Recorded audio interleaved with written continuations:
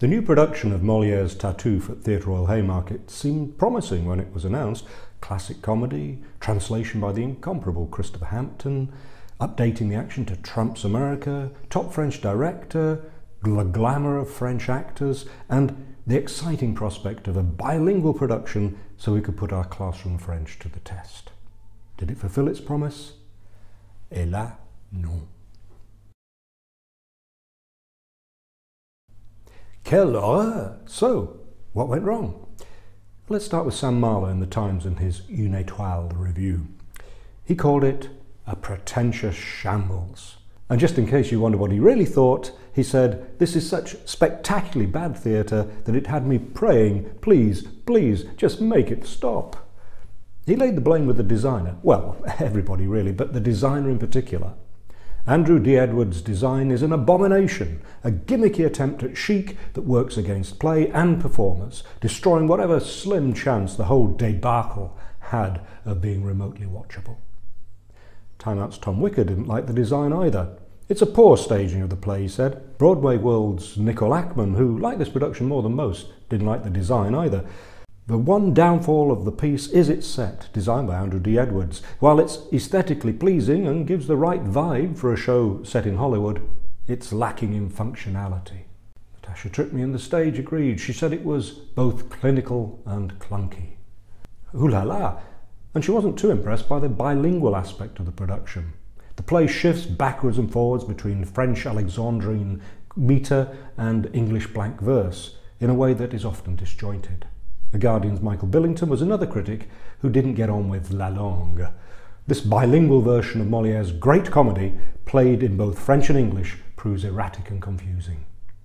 Zut alors! But as Mr. Billington said, Tartuffe is a great comedy, so there must have been a few laughs, n'est-ce pas? Pas du tout. According to Tom Wicker of Time Out, perhaps the biggest problem is that this production isn't particularly funny. "Not nearly as funny as it should be," said Neil Dowden in Exeunt Magazine. Sacre bleu! The director's staging of the play was one of the critics' targets. In relying so fully on physicality, French director Gérald Garutti's staging lays everything up front, obliterating subtext and subtlety in the process, said WhatsOnStage's Matt Truman. An awkwardly staged production that lacks any sense of jeu d'esprit, said Exeunt. The Evening Standard's Henry Hitchings found it just as misérable. Its depiction of LA decadence is vague, the humour is erratic, and the moments of political seriousness are clunky.